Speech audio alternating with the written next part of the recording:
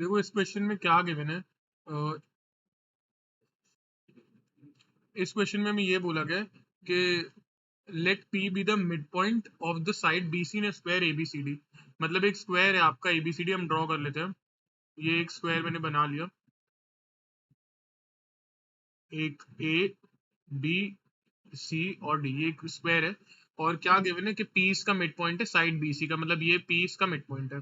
अब गिवन है let D P intersect diagonal A C, मतलब ये इसका डायगनल ए सी बन गया।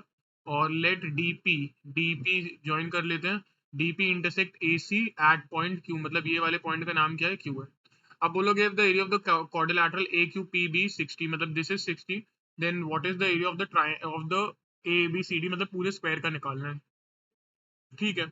अच्छा, अगर इन साइड्स को हम मान लेते हैं कि हमारे स्क्वायर का साइड 2x है, तो ये भी 2x होगा, ये भी 2x होगा, और ये भी क्या हो जाएगा 2x। लेकिन इसका डिवीजन है हाफ हाफ में, तो मैं x और x, मैंने 2x इसलिए माना है क्योंकि इसमें अगर मैं फिर डिवाइड करता तो x/2 जाता, फ्रैक्शन में चली जाती वैल्यू, इसलिए मैंने x और x ऐसी वैल्यूज लिख दिया। अच्छा, अगर ध्यान से देखोगे ये वाला ट्राइंगल सी पी क्यू और साथ में डी क्यू ए है ना, कौन सा triangle, C P Q and triangle ये डी क्यू ए, ये दोनों क्या है, सिमिलर है। ये दोनों क्या है, सिमिलर है। ठीक है, क्यों क्यों सिमिलर है, इनके ये दोनों एंगल्स इक्वल है, वर्टिकली अपोजिट एंगल, और ये इसके ये ऑल्टरनेट एंगल्स, ये वाले और ये वाले सारे क्या है, इक्वल है, क्योंकि लाइन पैरेलल है। ऑब्वियसली ये वाली लाइन और ये वाली लाइन क्या होगी, पैरेलल होगी।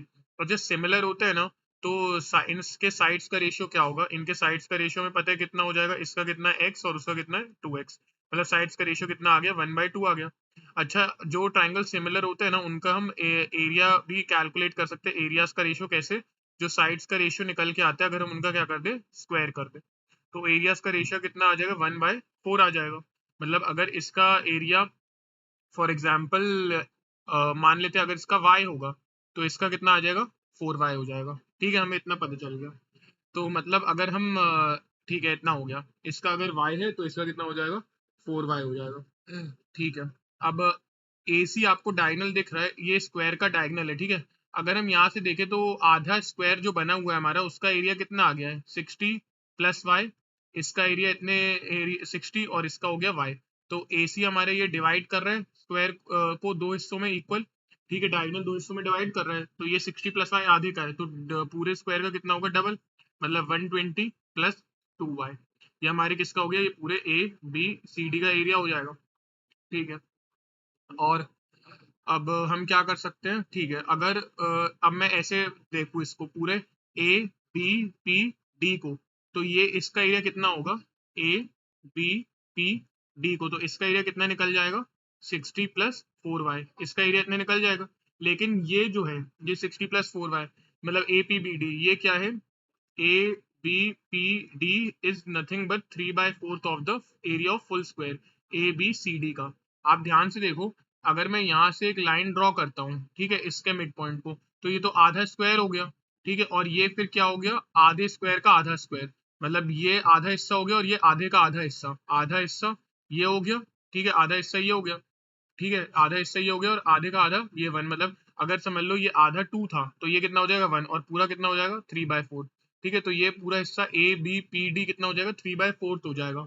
ठीक है, जिसको नहीं समझ आया मैं फिर से बताता हूँ कि हमारा पूरा स्क्वायर था, उसमें मैंने ये मिड पॉइंट से एक लाइन बनाई, तो ये तो स्क्वायर आधे में डिवाइड हो गया, फिर ये जो बच रहा था ये आधा स्क्वायर, इसमें भी ये डायगनल बना हुआ है, ये मिड पॉइंट से इसमें, तो ये भी दो हिस्सों में डिवाइड हो जाएगा, इक्वल इक्वल, तो ये 3/4 हो जाएगा। ठीक है, तो ए पी बी डी कितना आ गया, 60 प्लस 4y और 3/4, ए बी सी डी कितना आ गया था, 120 प्लस 2y। हम इसको सॉल्व कर लेंगे। इसको जब सॉल्व करोगे तो 6 4 जा 24 प्लस 4 4 जा 16, 4 4 जा 16y is equals to 3 into 120 कितना आ जाएगा, 360 प्लस 6y, है ना। इसको हम फर्दर यहाँ पे सॉल्व करते हैं इक्वेशन को। ये आ जाएगा आपका 10y यहाँ से निकल के, और 240 ये आ जाएगा 120। तो y की वैल्यू कितनी आ जाएगी, y की वैल्यू 12 आ जाएगी। y की वैल्यू अगर 12 आ गई, तो हमने ए बी सी डी का देखो यहाँ पे एरिया लिख के रखा है 12, 120 प्लस 2y, 2 इंटू 12, मतलब 120 प्लस 24 कितना हो जाएगा, 144। 144 इस क्वेश्चन का आंसर हो जाएगा।